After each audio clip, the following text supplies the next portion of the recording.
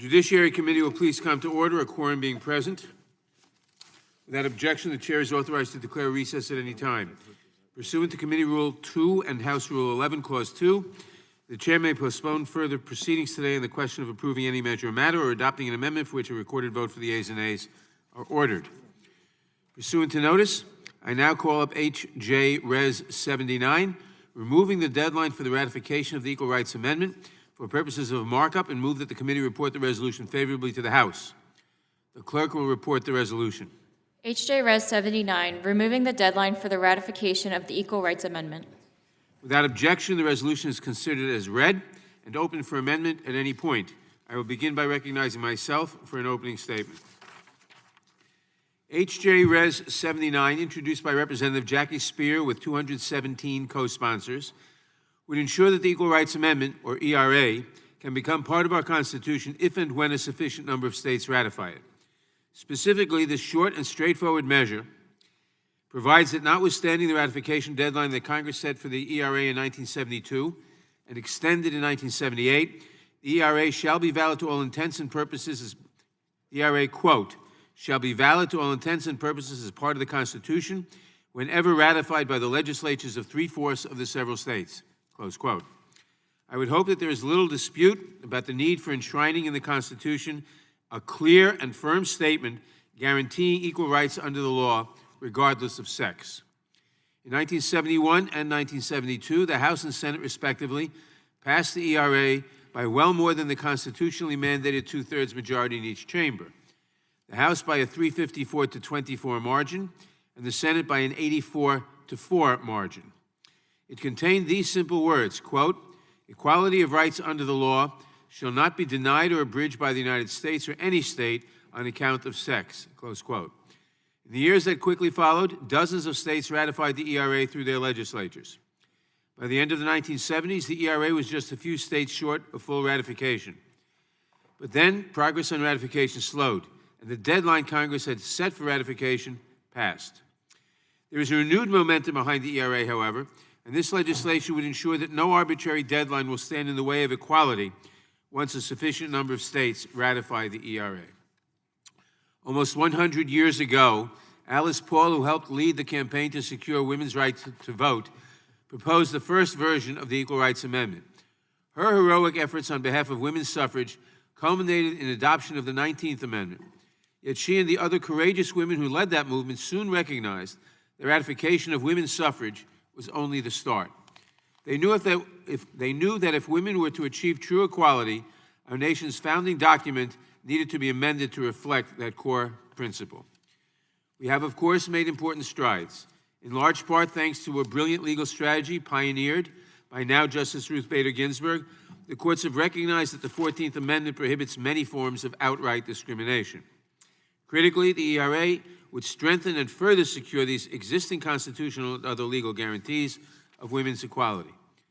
Unfortunately, despite existing protections in troubling ways, women's rights have begun to slide backwards in recent years. For instance, the Trump administration continues an onslaught of threats to women's rights on a regular basis, whether it be by trying to roll back laws that prohibit health insurers from charging more to women just for being female, or by allowing women's health care choices, including choices about the reproductive health care, to be dictated by their employers' religious beliefs. Also, women still have uneven protections against other forms of discrimination and harassment in the workplace. In a similar way, the administration has aggressively sought to undermine measures to protect against discrimination on the basis of sexual orientation and gender identity. And make no mistake, the ERA's prohibition of the denial or abridgment of, quote, equality of rights under the law on account of sex, close quote, includes discrimination based on sexual orientation and gender equality, and gender identity, rather. With ongoing efforts by the federal and state governments to undermine equality under the law based on sex, it is clear that an equal rights amendment to the Constitution is more important than ever. Thankfully, the momentum behind ratification has picked back up. As we learned back in April in a hearing on the ERA before the Subcommittee on the Constitution, Civil Rights, and Civil Liberties, Nevada led the revived effort to ratify the ERA, becoming, in 2017, the 36th state to ratify, with Illinois following suit last year. With Virginia on the cusp of potentially becoming the 38th state to ratify the ERA next year, we may at long last make the ERA the 28th Amendment to our Constitution. Meanwhile, women have been elected to office in unprecedented numbers, including in this Congress. Now, for the first time ever, more than 100 women are serving in the United States House of Representatives, 105 in fact. Some of the women who are part of this inspiring wave are on this committee. They are helping to lend their voices to the critical effort to ratify the ERA. Some may argue that we do not need an ERA, or that Congress cannot change the deadline for ratification retroactively. But both arguments are clearly wrong. As a straightforward moral matter, our Constitution should explicitly guarantee equality of rights under the law, regardless of sex. Moreover, while the Constitution has been interpreted to provide a considerable level of protection against sex discrimination already, those interpretations can always change for the worse. The ERA would secure and potentially enhance these existing protections. As to Congress' authority to change or eliminate the ratification deadline, Article 5 of the Constitution, which governs the constitutional amendment process, does not provide for a ratification deadline of any kind. Article 5 also contemplates that Congress alone is responsible for managing the constitutional amendment process, given that it assigns only to Congress an explicit role in the amendment process and does not mention any role for the executive or judicial branches. The Supreme Court made clear in Coleman versus Miller that Article 5 contains no implied limitation period for ratifications, and that Congress may choose to determine, quote, what constitutes a reasonable time and determine accordingly the validity of ratifications, close quote, because such questions are, quote, essentially political, close quote. The court concluded that, in short, Congress, quote, has the final determination of the question whether by lapse of time its proposal of an amendment has lost its vitality prior to the required ratifications, close quote.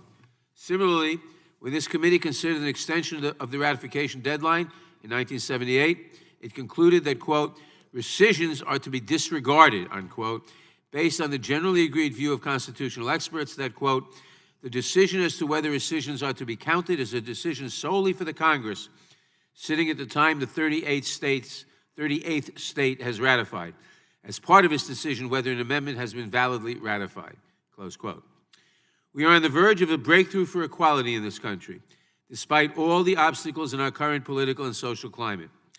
Alice Paul's Equal Rights Amendment was introduced in both houses of Congress in 1923. But 96 years later, the United States Constitution still does not explicitly declare that women have equal rights under the law. Adopting the ERA would bring our country closer to truly fulfilling our values of inclusion and equal opportunity for all people. Adopting this legislation would help make this a reality. I now recognize the ranking member of the Judiciary Committee, the gentleman from Georgia, Mr. Collins, for his opening statement. Thank you, Mr. Chairman, and I appreciate yielding the time, and I appreciate your statements. I don't think there's no disagreement on the fact of the equality and need for and the work that has been done. I applaud that. The only thing is again here today, what we're doing will not help anybody who showed up today and will not help anything going forward.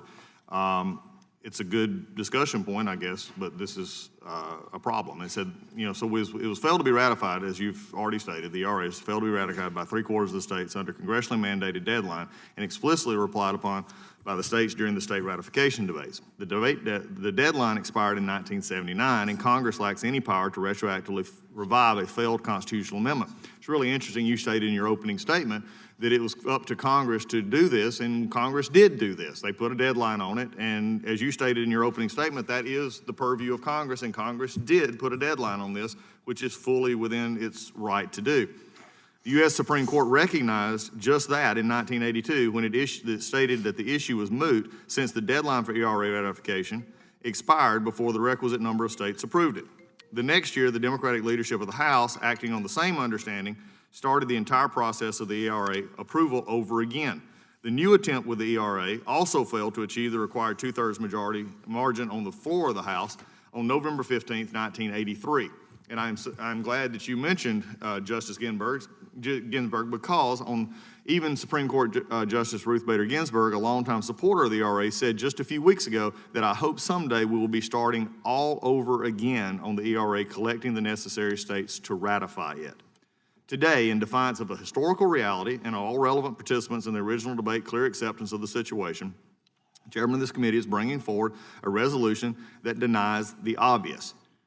Now that the Democrats control the Virginia legislature, the proponents of this joint resolution want to convince their base that if it's passed both houses of Congress by a simple majority vote and signed into law, then the Virginia alone passes a resolution to allegedly ratify the 72 ERA. It will become part of the Constitution. Congress, however, does not have the constitutional authority to retroactively revive a failed constitutional amendment and subject citizens in all 50 states to the current political trend in just one state. The Supreme Court has already recognized that. The past Democratic leadership of the House recognized that. And apparently, leadership on this committee, however, is intent on trying to rewrite history. If you support the language in the 1972 ERA, you only have one constitutional option, and that is even from Justice Ginsburg herself, to start the whole process over and make your case to the current voters nationwide.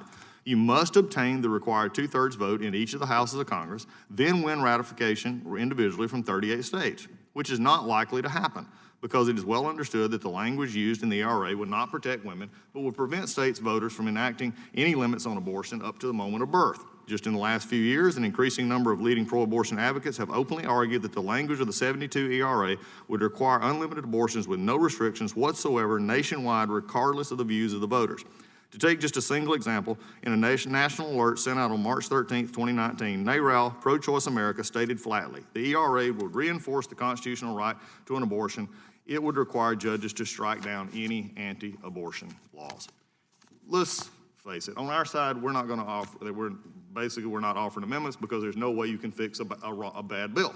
You can't fix something that is inherently wrong. It's inherently bad. You can have every want to of saying the behind this, and I would agree with both sides, the intent behind it is fine, but you cannot put forward a bill that simply the Constitution, the Supreme Court has already said you can't do, your own leadership years ago have said you can't do, and just simply waving a wand and saying it matters doesn't help.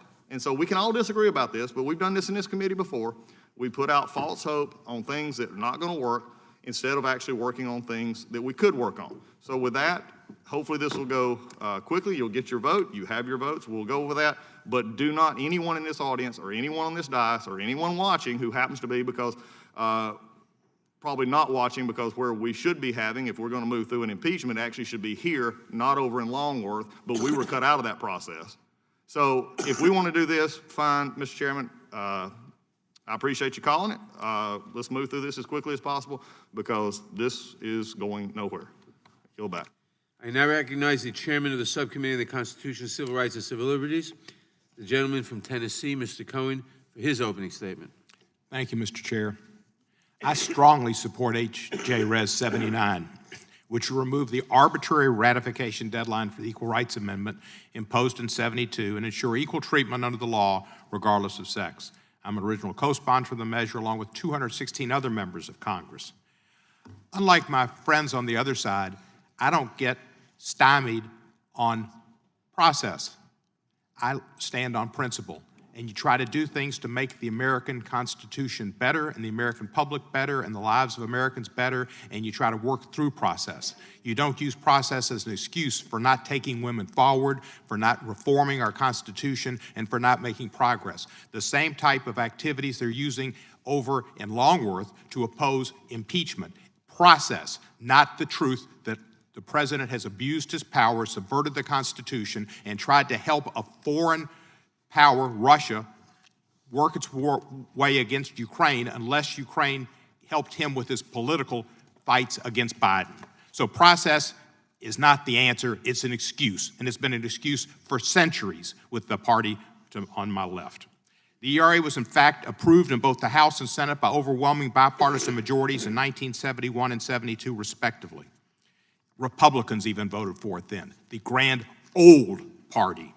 The Constitution instructs that after a proposed amendment receives the required 2/3 of the vote in both the houses, it has to be ratified in 3/4 of the states. In the decade after the ERA was sent to the states in 72, it was ratified by 35 of the 38. But for decades, that progress towards equality stalled. A well-organized counter-movement scared the American people into thinking that a guarantee of equality would somehow harm women who stay at home to raise their children and would erode American families. That same well-organized counter-movement destroyed the grand old party and made it the party that it is today. What has started as a matter of broad consensus became yet another divisive issue in the culture wars. Today, we know better.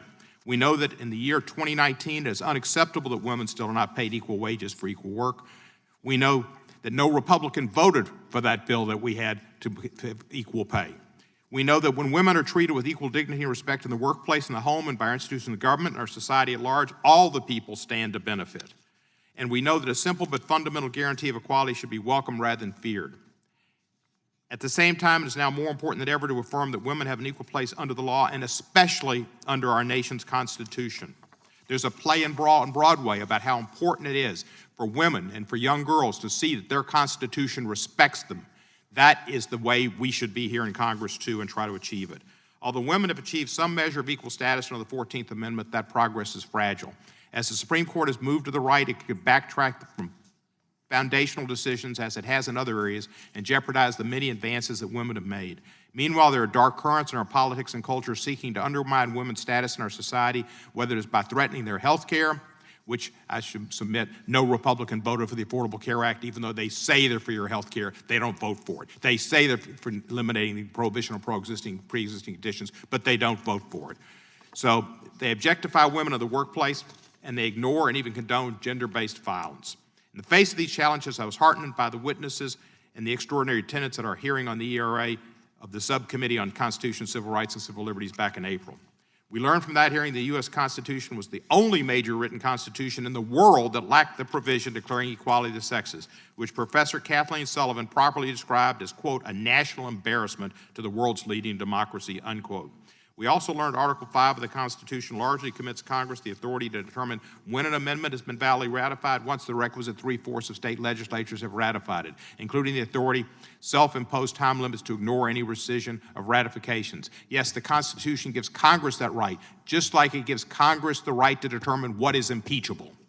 A few years ago, Justice Ruth Bader Ginsburg was asked in an interview what amendment she would most like to add to the United States Constitution. She answered it would be the Equal Rights Amendment. As she explained, the ERA means that women are people equal in stature before the law, and that principle is in every constitution written since the Second World War. Justice Ginsburg said she would like her granddaughters, when they pick up the Constitution, to see that this is a basic principle of our society, the same as Heidi Schreck said. I look forward to that day. The ERA was first proposed almost 100 years ago, and Congress passed it overwhelmingly almost 50 years ago. Now, with the 38th state poised to potentially ratify the ERA, process must not stop us when we know the process is really on our side. Congress must once again do its part and repeal the arbitrary ratification deadline and help honor Justice Ginsburg's wishes, and I'm sure those of Abigail Adams, too, if she were around to speak, and wish that the Constitution explicitly state the basic moral principle that men and women are equal before the law. I strongly urge the committee to report H.J. Res. 79 favorably to the full House and bring the Constitution and women into the 21st century. I yield back the balance of my time. Thank the gentleman. I now recognize the ranking member of the Constitution Subcommittee, the gentleman from Louisiana, Mr. Johnson, for his opening statement. Thank you, Mr. Chairman. I'm just struck by some of the comments this morning. I just want to say to my friend, Mr. Cohen, unfortunately, process is a critical component to maintaining the rule of law in a constitutional republic. You can decry it, but process is essential to who we are as a people. The Equal Rights Amendment, the ERA, was first introduced in Congress in 1923. It was passed on to the states by Congress in 1972, incidentally, the year I was born. This goes back a long way. But it wasn't ratified by the required 3/4 of the states before its expiration. In 1983, the ERA was reintroduced, as it had to be, following its failure to be ratified before the congressionally set deadline, not arbitrary, made by vote of the duly elected representatives of the people. It was a deadline that was explicitly relied upon by the states, and it was the subject of 5 hearings in the House Subcommittee on Civil and Constitutional Rights, including 1 hearing called by the minority. It was last debated and marked up in the House Judiciary Committee here on November 9th, 1983. The ERA subsequently failed to pass the House of Representatives by the required 2/3 vote. If the ERA is ever to become part of the Constitution, the process has to start all over again, with a new introduction in Congress, a new issuing out of the amendment to the states with a 2/3 vote of each House, and ratification of that new amendment by 3/4 of the states. Justice Ruth Bader Ginsburg has been quoted a lot here this morning already. She was a prominent supporter of the ERA at its inception, of course, and it may still be her dream that it be enacted. But she said publicly in September of this year, gathering at Georgetown University, in her speech, she said, quote, "I hope someday we'll be able to start over again on the ERA, collecting the necessary states to ratify it," unquote. So it's clear the ERA will have to be passed again by Congress and the states under the Constitution's supermajority requirements before it becomes part of the Constitution. As a result, this effort to retroactively erase the original deadline relied upon by the states during the previous ratification debates is just patently unconstitutional. Beyond that, the ERA itself should not become part of the Constitution for a lot of reasons. You've heard some of them summarized here this morning, but one that is at the top of our list of concerns is that the bipartisan Hyde Amendment prohibits the use of federal funds for abortions except in cases of rape, incest, or when the life of the mother is endangered. And we think the Hyde Amendment would be greatly jeopardized by the passage of the ERA. It's not just us. The Supreme Court upheld the Hyde Amendment's abortion funding restrictions as constitutional in Harris v. McRae, but the people's right to protect the unborn would be eliminated under the ERA. Back in the early 1980s, our colleague Representative Sensenbrenner requested that Congress's independent research arm, the Congressional Research Service, provide the committee with its own evaluation of that question. As he said at the 1983 markup of the ERA, quote, "The executive summary of the CRS report says that under strict scrutiny, the pregnancy classification in the Hyde Amendment would probably be regarded to be a sex classification under the ERA, meaning that under the ERA, restrictions on abortion would be struck down. Today, however, with the benefit of more recent history, we can see that the concerns of Representative Sensenbrenner in 1983 were fully justified. 5 years later, in 1988, the Colorado Supreme Court held that Colorado's ERA in its state constitution prohibits discrimination on the basis of pregnancy. 10 years later, in 98, the Supreme Court of New Mexico took the next step and relied on New Mexico's state-level ERA to strike down a state regulation restricting state funding of abortions for Medicaid-eligible women. Those cases made clear what the advocates of the ERA, or at least many of them, actually support. Recently, the NARAL, Pro-Choice America, in a March 13th, 2019 national alert that went out all over the internet, admitted their belief that the Equal Rights Amendment would, quote, "reinforce the constitutional right to abortion. It would require judges to strike down anti-abortion laws," unquote. Of course, women should be protected from discrimination based solely on their sex, and that is the law today. The Supreme Court has significantly ratcheted up the standard the government must meet in order to discriminate based on sex since the 1980s.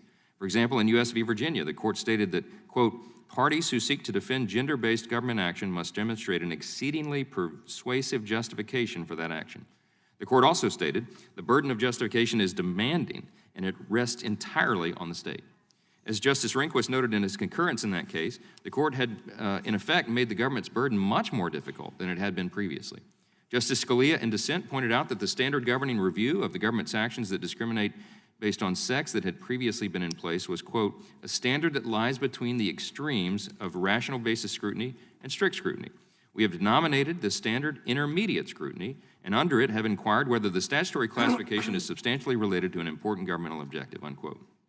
Yet in U.S. v. Virginia, Justice Scalia pointed out that the majority in that case had, quote, "executed a de facto abandonment of the intermediate scrutiny that has been standard for sex-based classifications for decades," unquote. And they replaced it with a higher standard, which is the law today. The majority opinion in U.S. v. Virginia, it should be noted, was written by Justice Ginsburg. In the 1970s, she was intimately involved in the preparation of a report published by the U.S. Commission on Civil Rights in 1977 that specifically supported the federal ERA, along with the ramification of its adoption, which include the elimination of terms fraternity and sorority chapters and the required sex integration of the Boy Scouts and the Girl Scouts, among many other things I think most Americans today would object to.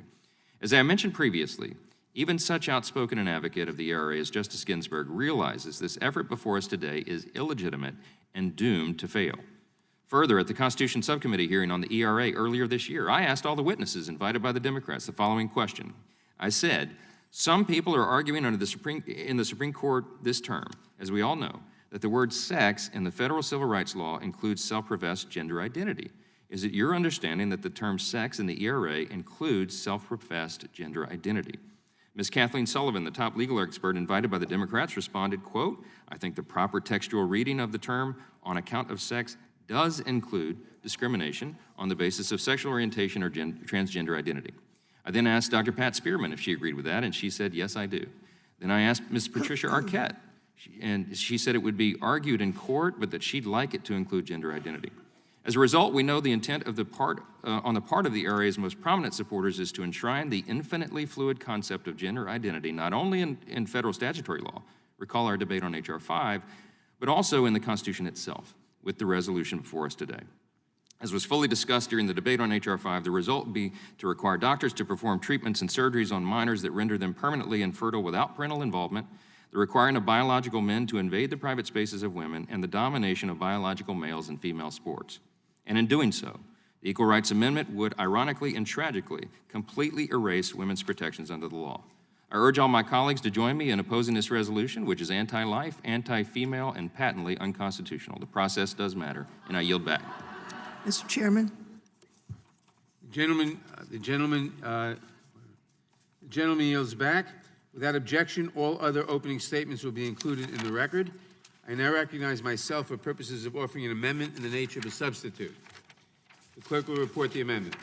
Amendment in the nature of a substitute to H.J. Res. 79, offered by Mr. Nadler.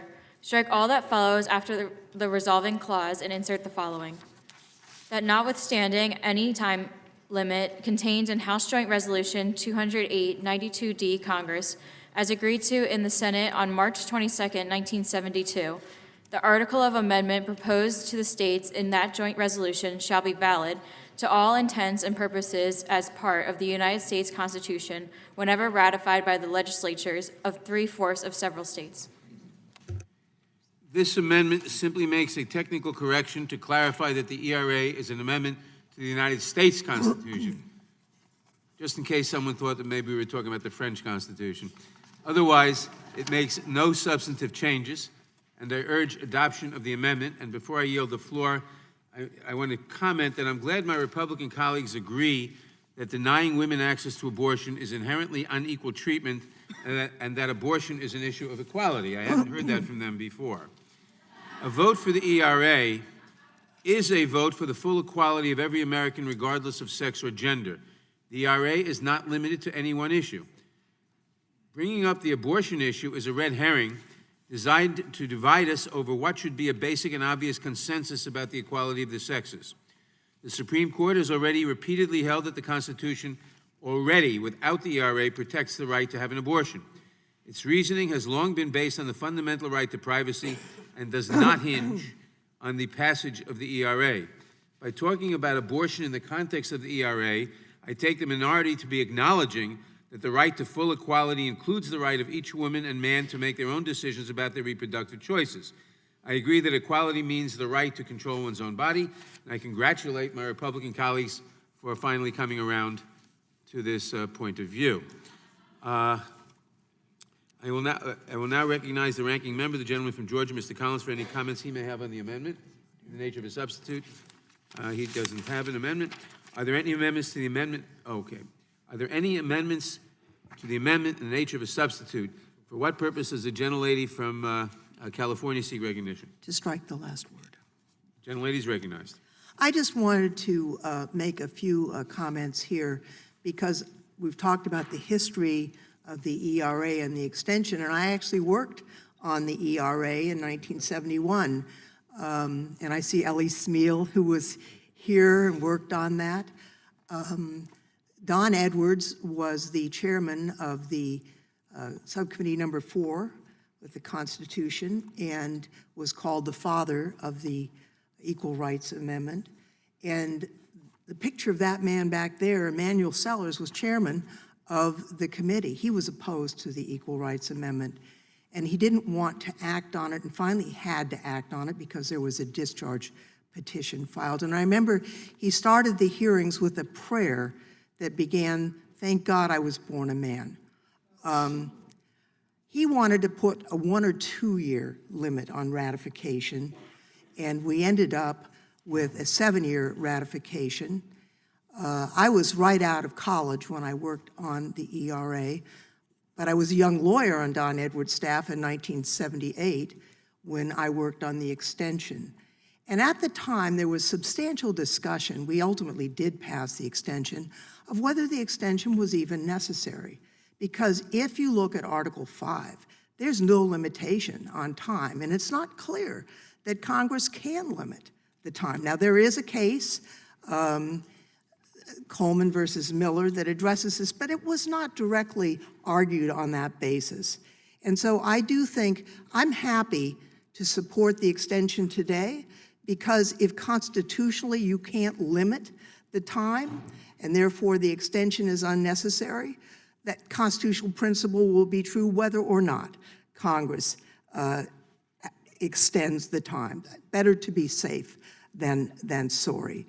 I would just note that this constitutional amendment is as important today as it was when I worked on it in 1971. Women do not yet have full rights under the Constitution. And I think that it is long past due for the Equal Rights Amendment to be made part of the Constitution. I am hopeful that Virginia will ratify, and when they do, it is my position that the Equal Rights Amendment will in fact become part of the Constitution.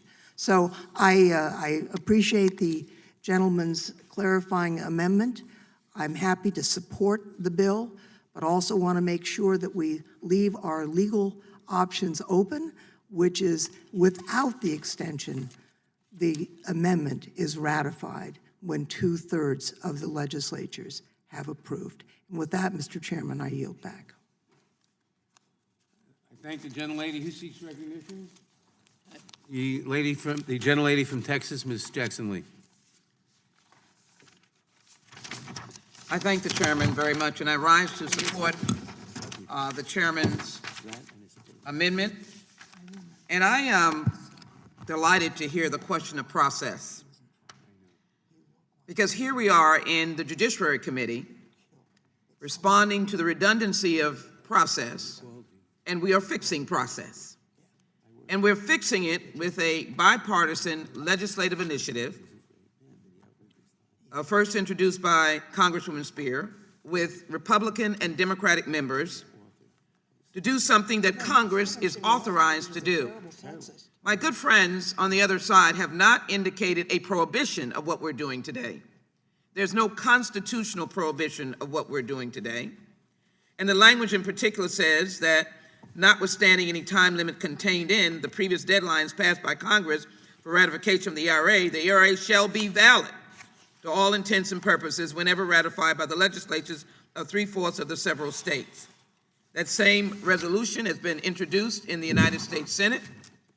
And for all those who, in essence, suggest that they are in support of more than half of the American people, I would find it difficult for the Senate not to pass this bill, as the House will pass this bill, and for the President, whoever it might be, to sign this legislation.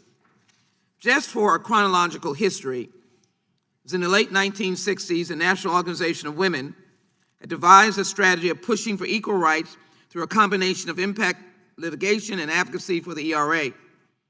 I'm particularly connected to this time frame because my recollection serves me well. The first women's convention was held in Houston, Texas. My predecessor, the Honorable Barbara Jordan, was there, and many of you in the audience. In 1970, Representative Martha Griffiths filed a discharge petition in the House to bring the ERA to the floor after the Judiciary Committee consistently refused to act on it. My memory serves me well. Unlike the array of individuals on this committee, I don't believe there was a woman on that committee. That evidences the crux of the ERA over the decades of being left out. The discharge petition was adopted. The ERA passed the House by a wide margin. Even in that climate, the Senate Judiciary Committee also held several days of hearings in 1970 on its version of the ERA, but it failed to gain enough votes that year. October 12, 1971, the House voted by 354 to 24 to approve a version of the ERA that stated, resolved by the Senate and House of Representatives of the United States of America in Congress, assembled 2/3 of each House concurring therein, that the following articles proposed as an amendment to the Constitution of the United States, which shall be valid to all intents and purposes as part of the Constitution when ratified. The irony of where we are today is for the rights that women have fought for and died for. For women have died in battle over the last 50 years, wearing the uniform, something that they have really done over the decades of wars. You'll find women were in the Revolutionary War, Civil War, in capacities that have been documented and undocumented. But the very basic question of the equality of the sexes is a question that should not have to be asked in 2021 or 2020. The very fact that this is not a respecter of one's income, one's region, and that you are discriminated against because of a natural act that none of us can differ. It is your birth. It is your right. And so on the centennial of the 19th Amendment, we're dealing with process. But process has a life or death impact. Process is just an angle of a document that is now sacred and sober and somber and is being utilized to uphold the rule of law.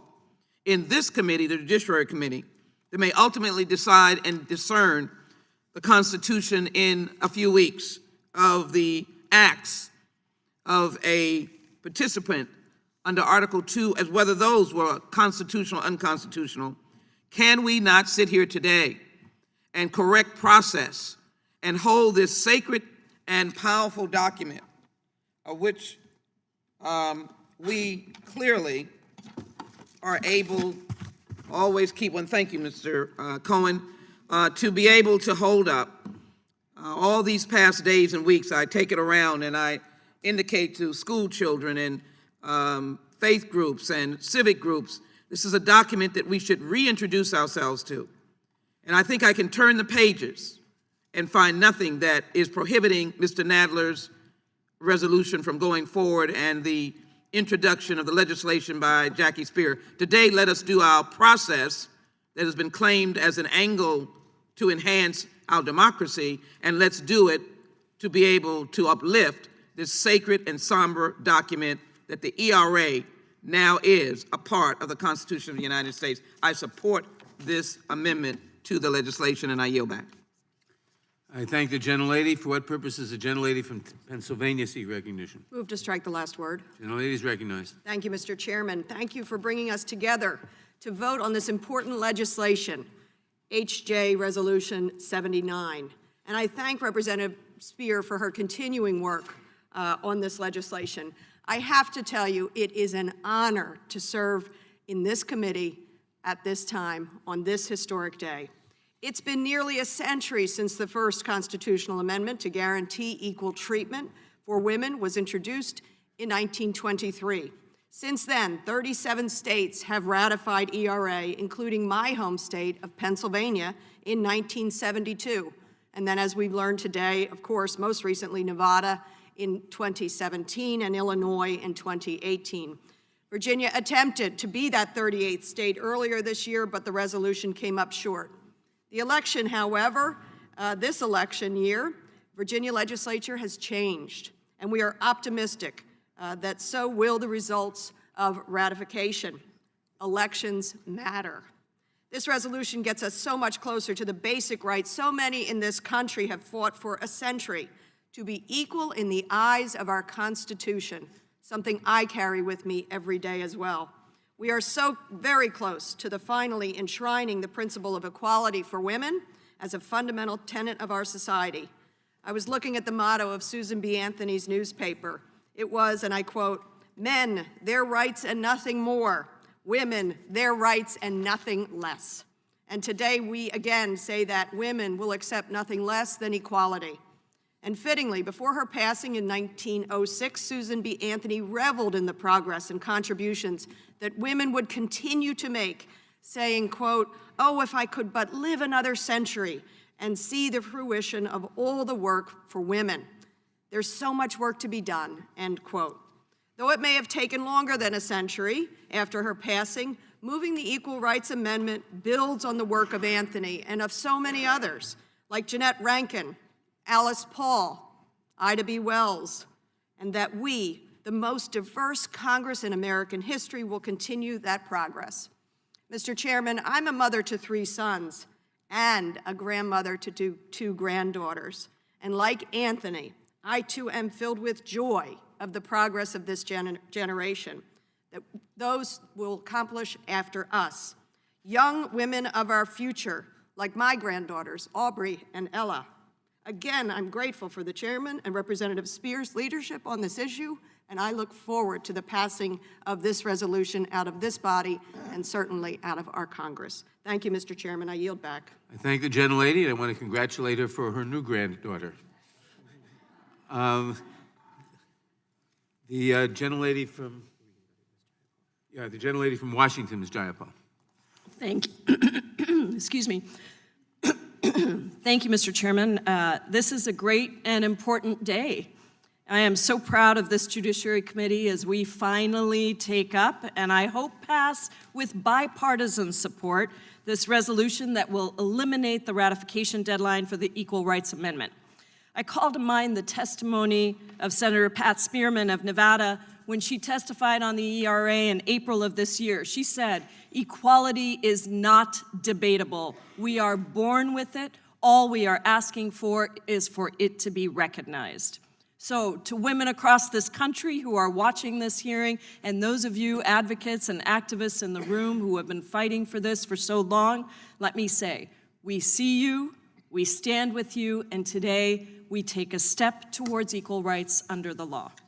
First proposed almost a century ago and passed by Congress in 1972, the Equal Rights Amendment would enshrine in our Constitution a ban on discrimination on the basis of sex. It seems hard to imagine that we still need to do this.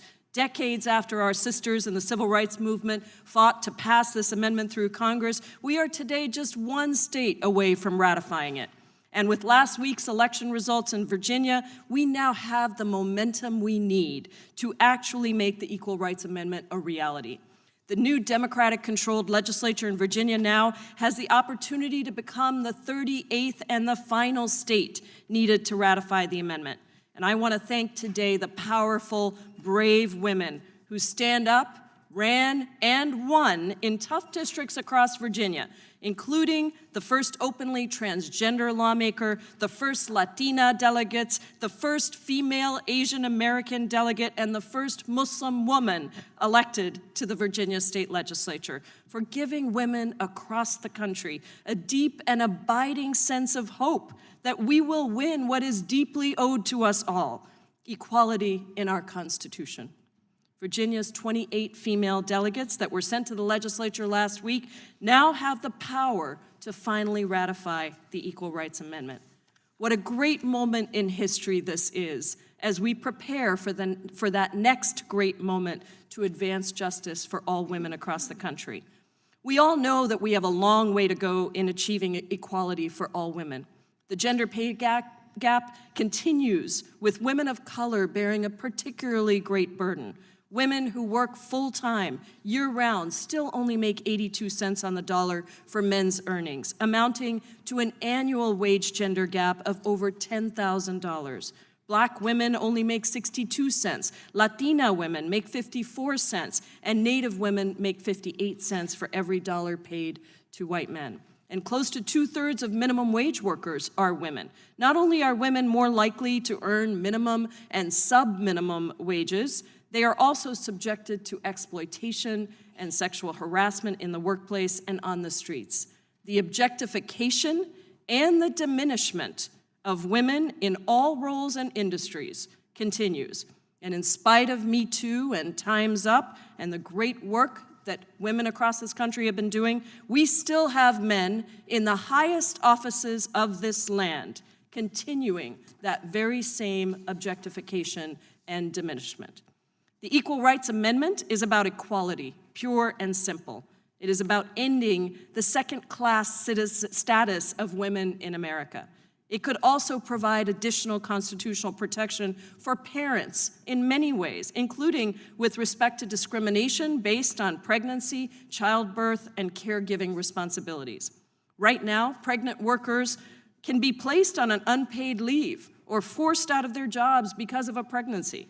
This is allowed under the law, and the ERA would strengthen constitutional protections for pregnant workers across the country by ensuring that discrimination on the basis of pregnancy will be considered incompatible with the guarantee of equality of rights for women under the law. A vote for the ERA is a vote for families. In 1972, Washington state voters, my great state, passed an amendment to our own state constitution to guarantee rights on the basis of sex and ratified the ERA a year later. And yet today, we are one of only 25 states across the country whose constitution provides either inclusive or partial guarantees of equal rights on the basis of sex. It is time for us to extend this basic human right to all people across the country. And that is why I am so proud, Mr. Chairman, today to be able to vote in favor of House Joint Resolution 79, which will pave the way for the 38th and the final state to ratify the Equal Rights Amendment. I urge my colleagues on both sides of the aisle to join us in this joyful moment. Thank you. I yield back. I thank the gentlelady. For what purpose does the gentlelady from Texas seek recognition? Mr. Chairman, I move to strike the last word. Gentlelady is recognized. Thank you, Mr. Chairman, and I too thank you for convening this very important and historic hearing. For me, it brings back a lot of memories. I remember back in 1972 being a bright-eyed, bushy-tailed college student, looking as good as I look today, I might add, walking into the Texas Capitol for the first time to be involved and engaged in legislative advocacy. I was there for our ERA hearing. I could not have been prouder then to see what Texas was doing and see that Texas did pass it. But then again in 1977, I was a Texas delegate to the International Women's Year Convention held in Houston. And I was proud then too to stand shoulder to shoulder with Ann Richards, who was then not governor, she was a treasurer of Texas, stand shoulder to shoulder with her when she stood up and made a speech in favor of a resolution for the ERA. I remember some of the pink ladies, the opposition that were there, but Ann stood tall, much like all of us stand tall even today to support this amendment and to support this bill. So I ask you, Mr. Chairman, why is the problem? Why are we more focused on process instead of the principle, as Mr. Cohen said? I have been a steadfast supporter of the Equal Rights Amendment from day one, and I will continue to do that today and tomorrow and every day until it gets into this book, as the Congresswoman, my colleague from Houston, said. Because frankly, it's shocking that almost a century later, we're still trying to affirm the importance of this very important amendment. It is worth so much more than adhering to a 7-year deadline. It's about pay equity. It's about protection against violence. It's about paid maternal and paternal leave. When women are empowered, the nation is empowered. We are long, long overdue in guaranteeing equality for all Americans. And when I say all, I mean all. There has been important legislation to guarantee equal protection under law, much of which has been come out of this Congress, but we can do more, and we must do more, because our young women everywhere are depending on it. By passing the ERA out of this committee today, we will show all women in the trans community that their voices do matter. And if ratified, there will be a solid constitutional foundation on which to rely on for justice and equality for all.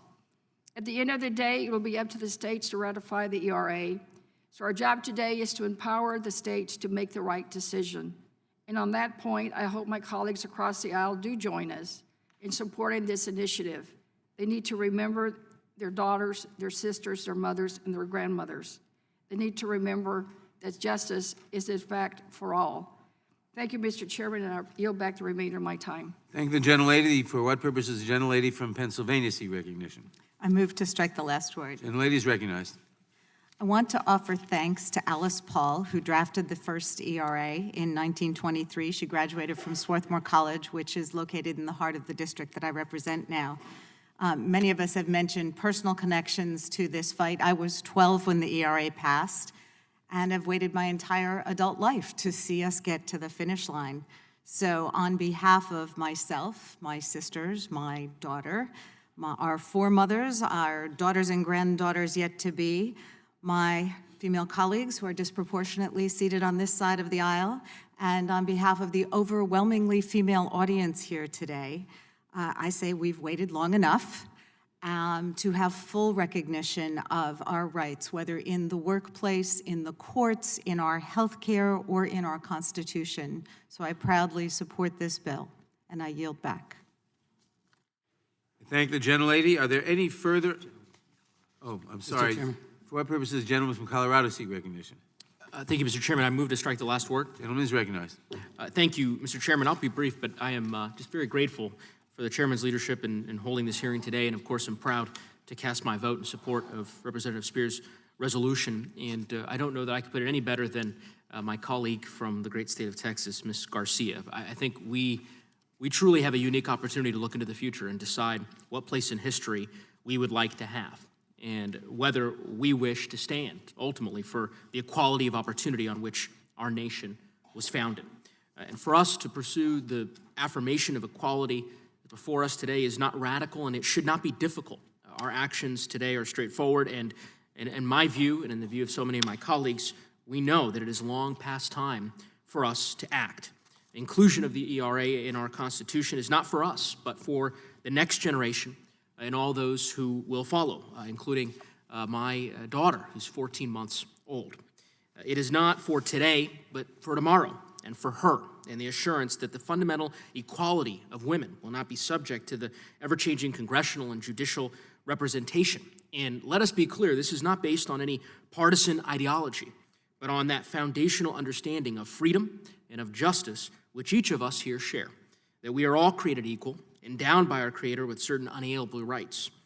I hope that my colleagues will join me in ensuring that those rights are extended and guaranteed to all peoples with unquestioning resolve.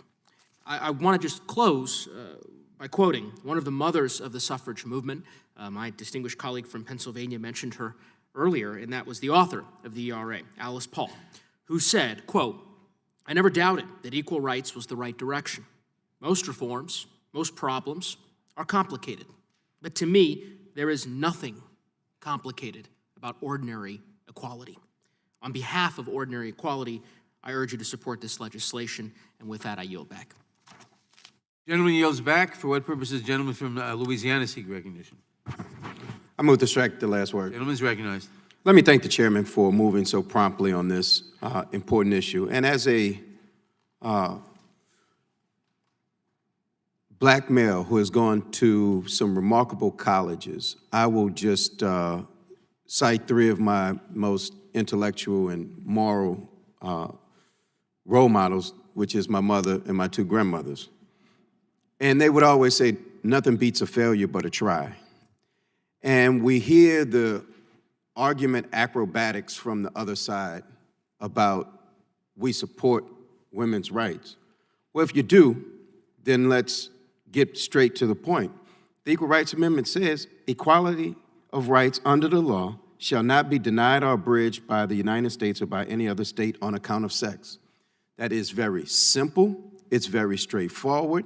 There's no other argument out there. Either you're for that sentence or you're against it. And if your concern is about the Supreme Court, then let the Supreme Court do what the Supreme Court does. But the question is, right now, today, what side of history you're going to fall on. And I never thought I'd be in a position to make that decision. And as I studied in my great schools, including Morehouse, where I often go back and look at history to see who was on the other side when we were talking about equality for African Americans. Who was on the other side when we were talking about all of these civil rights issues? The question I ask is, in 20 years, do you want a kid or grandkid to pull up the tape and see that on the day we were fighting to prevent discrimination on the basis of sex, that somehow and for some reason you were against it? And we've thrown out a number of issues. And I don't necessarily want to go down the red herring road of abortion, but I want to say that the day of being righteous and saying I'm pro-life until the baby's born needs to be addressed. Because we can be, if you're pro-life, you would be for equal pay for women. You are sentencing a baby born to a single mother who has to work 2 jobs to make what a man makes, who can't be there to nurture them when they get home. We don't support adoption. We don't support single parents. We don't do any of the things we're supposed to do. And all of a sudden, we always hide behind, I'm pro-life. And so let me just say that it will be a day where someone, somewhere, and it could be my son, it could be my granddaughter, will ask me on the day that this was argued and you all passed this legislation to allow the Equal Rights Amendment to become law, when Virginia does what Virginia's supposed to do. Daddy, granddaddy, what was the argument against protecting women? And I hate to say, I'm going to say, I don't know, because when you're supposed to stand up and do what's right, you just do what's right. And I would ask that we put partisanship on the side, join hands together, stand up for the women in the United States, those that are not born, those that will be born, and pass this legislation in a bipartisan manner. With that, I yield back. The gentleman yields back for our purposes. The gentleman from Rhode Island seek recognition. I move to strike the last word. The gentleman is recognized. Thank you, Mr. Chairman, for holding this markup of such an important piece of legislation to pave the way for the ratification of the Equal Rights Amendment. Equality of rights under the law shall not be denied or abridged by the United States or by any state on account of sex. This is not a radical idea. Nearly every major industrialized nation has an Equal Rights Amendment. The United States, however, is not one of them. This is a shameful stain on our nation's history that can be remedied with action today. Equality, after all, is a founding principle of this great country. Article 5 of the U.S. Constitution states that an amendment proposed by Congress shall be valid to all intents and purposes when ratified by the legislatures of 3/4 of the several states. But nothing in the Constitution limits ratification of a constitutional amendment to any particular period of time. In fact, most constitutional amendments contain no express deadline for ratification.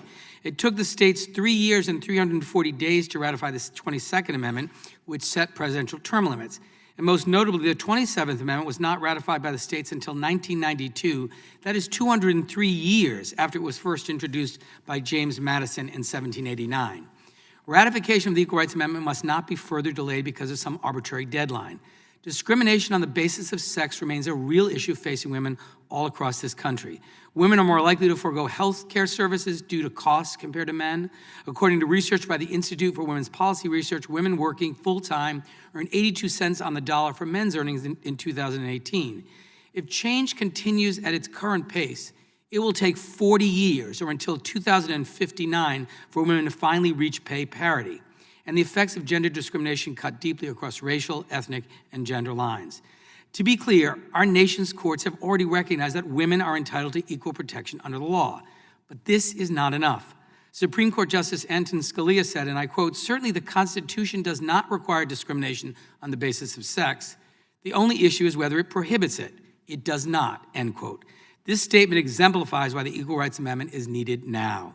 Ratifying the Equal Rights Amendment would affirm our nation's values by codifying an express prohibition against sex discrimination in our nation's foundational document and ensure that vital protections implemented into law and correctly recognized by the courts are not undone. It is on us to support a pathway to ensure that the states can ratify this important amendment. We should do all that we can to guarantee that regardless judicial or political ideology, women are treated the same as men in all respects of their public lives, including making a living, obtaining health care, and accessing public services. And while we may not be able to prevent all discrimination, we can stand up for what is right and ensure that people who are discriminated against based on their sex have all the legal tools necessary to protect themselves from discriminatory behavior and hold bad actors accountable. We should also remember, when any person is discriminated against, it not only harms that individual who may be denied the ability to realize their full potential, but it harms the entire community who is robbed of all that individual could do free of discrimination. The Constitution provides Congress with the power to remove the arbitrary deadline in the ERA. A vote for H.Res. 79 is a vote for equality. I urge my colleagues to support this resolution. I yield back. I thank the gentleman. For what purpose does the gentleman from Maryland seek recognition? Move to strike the last word. Gentleman is recognized. Mr. Chairman, first of all, thank you for your terrific leadership on bringing the ERA forward, and I want to say how moved I am by all of the eloquent statements of our colleagues this morning, and I think it's impressive that we have such a robust turnout on the committee to come for this historic moment. In Democracy in America, Tocqueville said that democracy is always either contracting or it's expanding. And we can look at other places in government today to see how democracy has been contracting and languishing. And we are in a struggle to defend the Constitution even as it is. But one of the best ways to defend the Constitution is to expand the Constitution and to elaborate the meanings that are implicit within it. The whole trajectory of our constitutional development is about expanding democracy to include people who had been subordinated or marginalized or kept outside of equality. When we began, we did not live up to Lincoln's beautiful vision of government of the people, by the people, for the people. We were a slave republic of Christian white male property owners over the age of 21. But it's been through a process of social struggle and constitutional amendment and change that we've opened America up. So after the Civil War, the 13th Amendment abolished slavery, and the 14th Amendment gave us equal protection and due process in the states. The 15th Amendment said no race discrimination in voting. The 17th Amendment shifted the mode of election of U.S. senators from the state legislatures to the people. And the great 19th Amendment, whose birthday we observe next year, whose centennial anniversary we will observe, gave us women's suffrage. The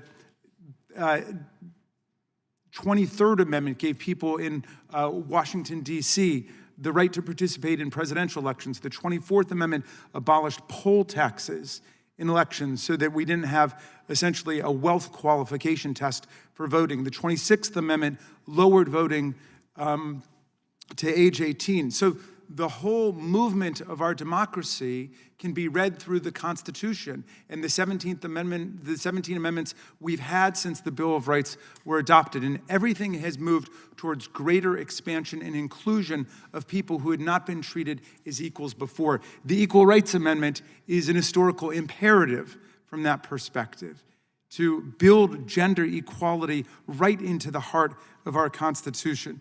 Mr. Chairman, I saw a wonderful play by a woman I suspect may be your constituent named Heidi Schreck called What the Constitution Means to Me. And in the play, she talks about how when she was a kid, her mom would take her to American Legion competitions to talk about what the Constitution meant to her. And she would talk about it and speak about it.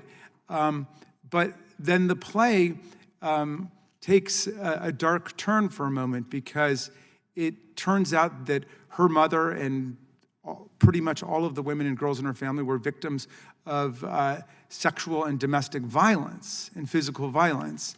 And the play is really about her connecting this trauma in the household to what she was doing talking about the Constitution, because she said ultimately the Constitution did not include her.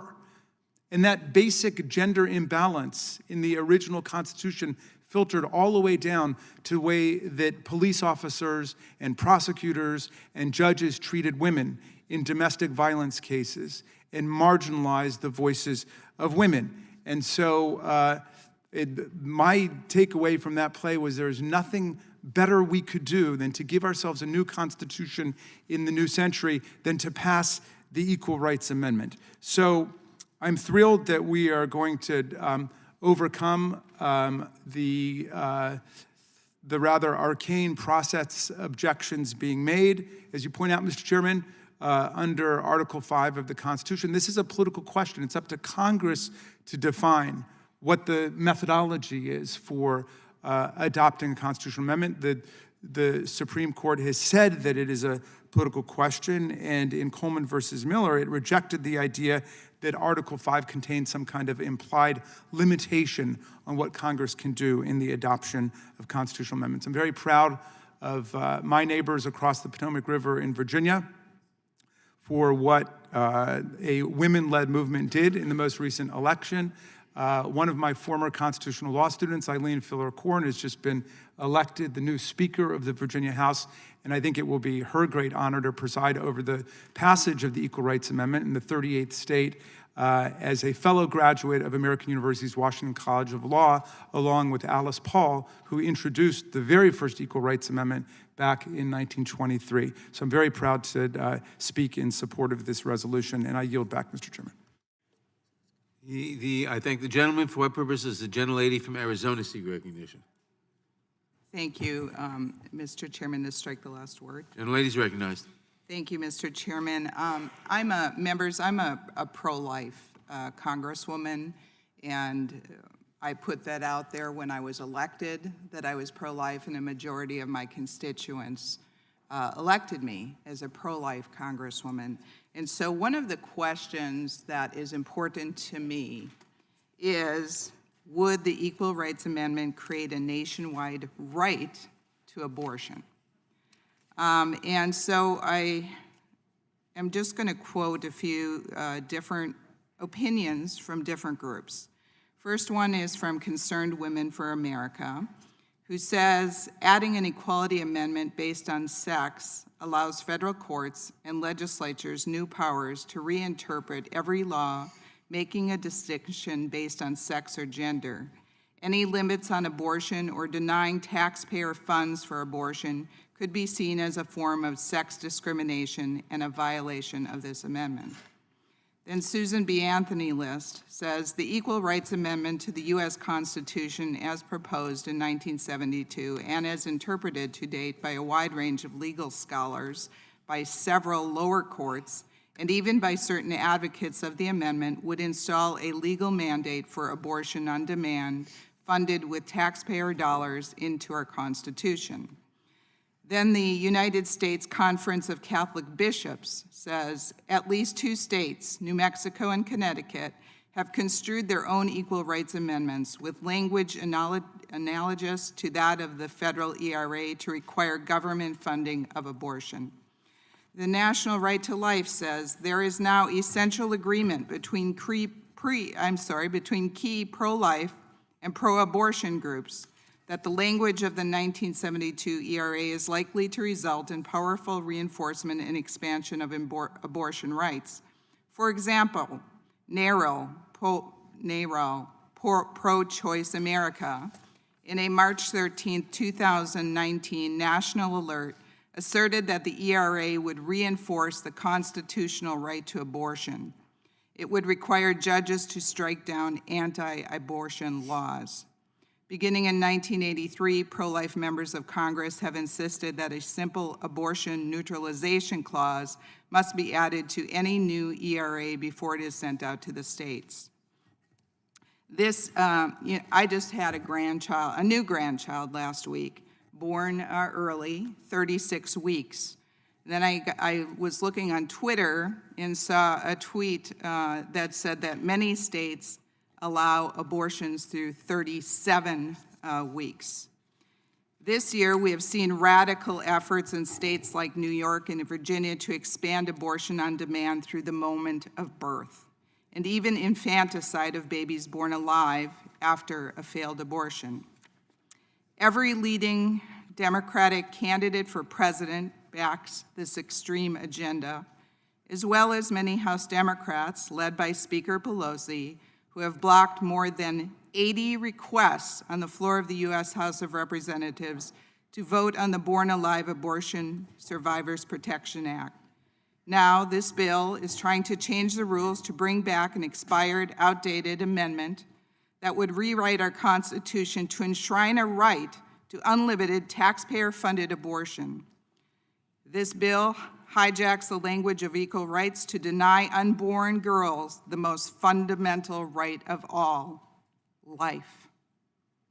I urge my colleagues to reject this bill, and I yield back my time. Thank the gentlelady for yielding back. For what purpose does the gentlelady from Texas seek recognition?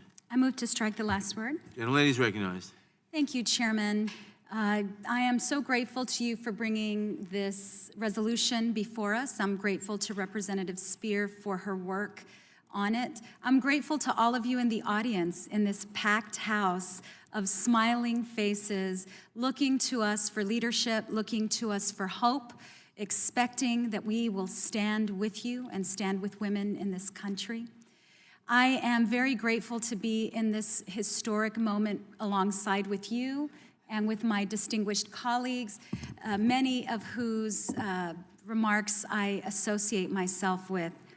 You know, it is a privilege and a tragedy that we are here together in this room today. It is a privilege because we get to be a part of history, and we have the opportunity to right generations of wrongs. But it is a tragedy because it has taken so long.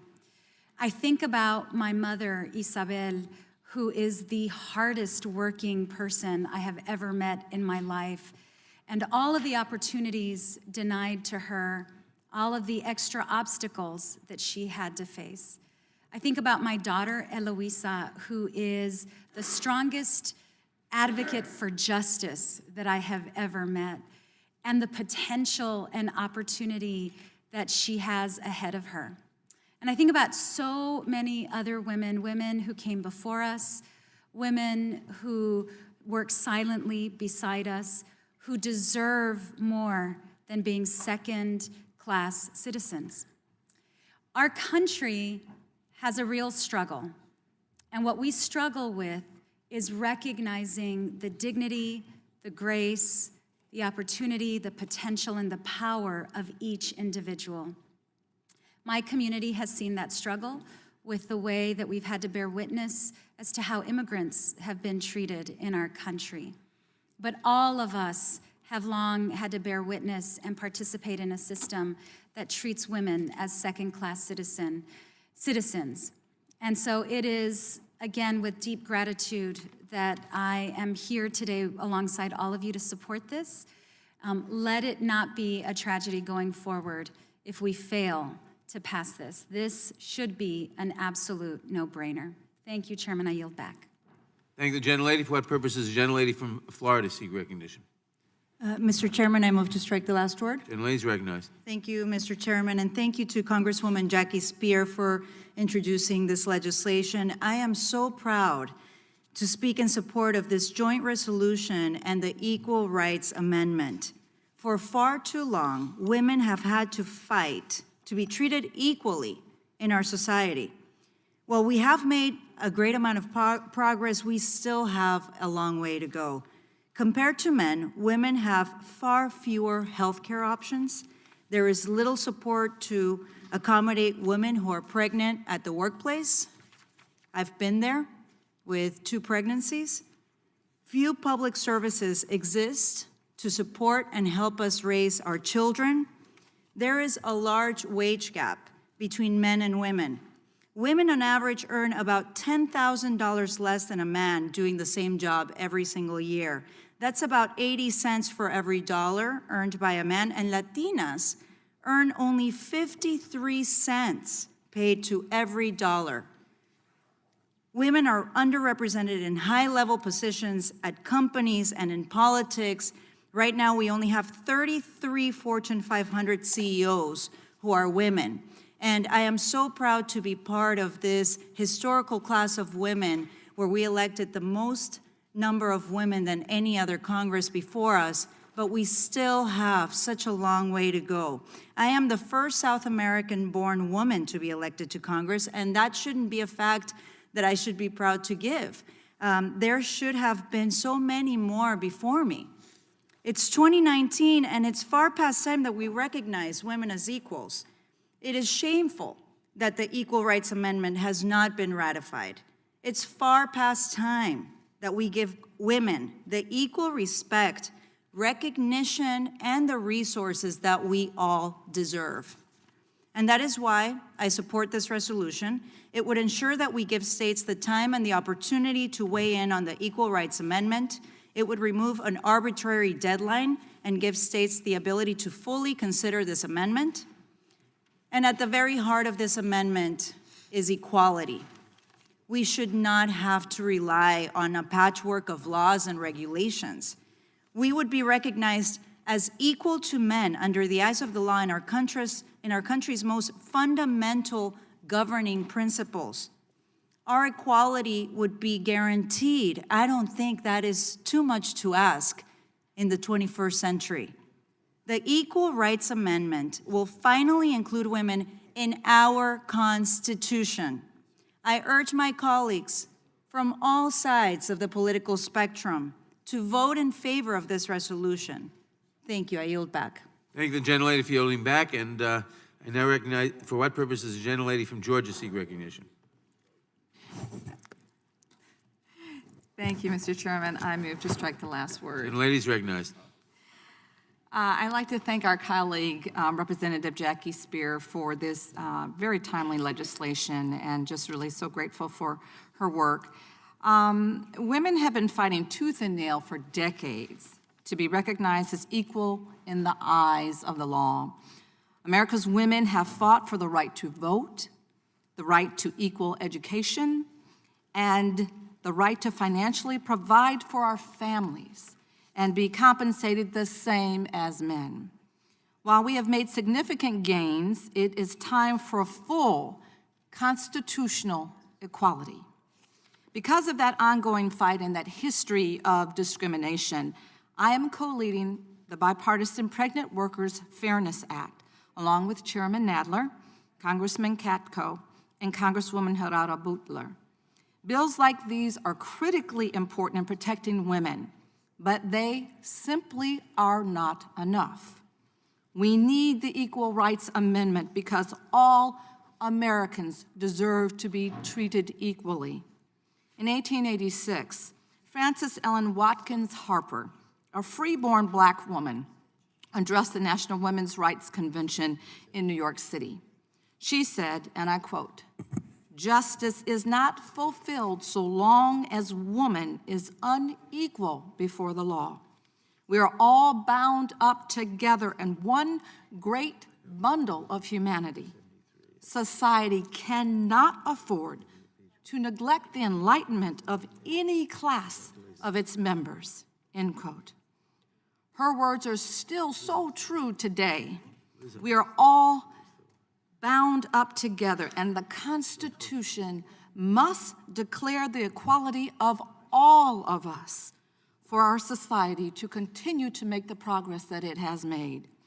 And I am so proud to be a co-sponsor of this measure and to take another step toward equality with this markup today. And I yield back the balance of my time. I thank the gentlelady for yielding back. Are there any further amendments to the amendment in the nature of a substitute? The question then occurs on the amendment in the nature of a substitute. This will be followed immediately by a vote on final passage of the resolution. All those in favor of the amendment in the nature of a substitute will respond by saying aye. Aye. Opposed, no. In the opinion of the chair, the ayes have it. The amendment in the nature of a substitute is agreed to. A reporting quorum being present, the question is on the motion to report the resolution HJ Res 79 is amended favorably to the House. Those in favor respond by saying aye. Aye. Those opposed, no. And the ayes have it. The resolution is ordered reported favorably. A recorded vote has been requested. The clerk will call the roll. Mr. Nadler? Aye. Mr. Nadler votes aye. Ms. Lofgren? Aye. Ms. Lofgren votes aye. Ms. Jackson-Lee? Ms. Jackson-Lee votes aye. Mr. Cohen? Mr. Cohen votes aye. Mr. Johnson of Georgia? Mr. Deutsch? Ms. Bass? Ms. Bass votes aye. Mr. Richmond? Mr. Jeffries? Mr. Jeffries votes aye. Mr. Cicilline? Aye. Mr. Cicilline votes aye. Mr. Swalwell? Mr. Liu? Mr. Raskin? Mr. Raskin votes aye. Ms. Jayapal? Ms. Jayapal votes aye. Ms. Demings? Mr. Correa? Mr. Correa? Mr. Correa votes aye. Ms. Scanlon? Ms. Scanlon votes aye. Ms. Garcia? Aye. Ms. Garcia votes aye. Mr. Neguse? Mr. Neguse votes aye. Ms. McBath? Ms. McBath votes aye. Mr. Stanton? Aye. Mr. Stanton votes aye. Ms. Dean? Aye. Ms. Dean votes aye. Ms. McCarcel-Powell? Aye. Ms. McCarcel-Powell votes aye. Ms. Escobar? Aye. Ms. Escobar votes aye. Mr. Collins? Mr. Collins votes no. Mr. Sensenbrenner? Mr. Shabbat? Mr. Gomert? Mr. Gomert votes no. Mr. Jordan? Mr. Buck? Mr. Ratcliffe?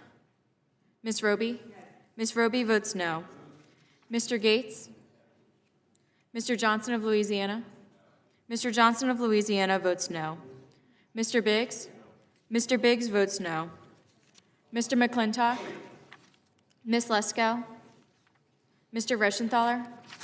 Mr. Reschenthaler votes no. Mr. Klein? Mr. Klein votes no. Mr. Armstrong? Mr. Armstrong votes no. Mr. Stubbe? Mr. Stubbe votes no. Gentleman from Louisiana? Mr. Richmond votes aye. Gentleman from California? Mr. Liu votes aye. Gentleman from Georgia? Mr. Johnson of Georgia votes aye. Gentlelady from Arizona? Ms. Lesko votes no. Has every member who wishes to vote voted? The clerk will report.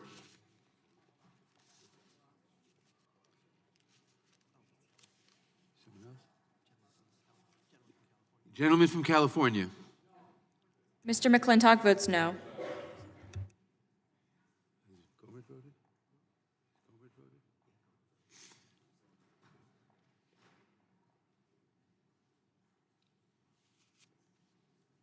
Mr. Chairman, there are 21 ayes and 11 noes. The ayes have it.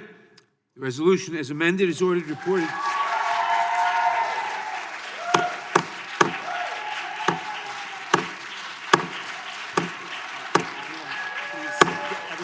Everyone, please.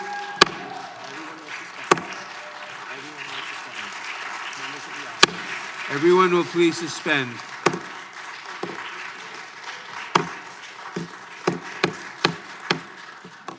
The ayes have it. The resolution as amended is ordered reported favorably to the House. Members will have 2 days to submit views. The resolution will be reported as a single amendment in the nature of a substitute, incorporating all adopted amendments. And without objection, staff is authorized to make technical and conforming changes. This concludes our business for today. Thanks to all our members for attending. Without objection, the markup is adjourned.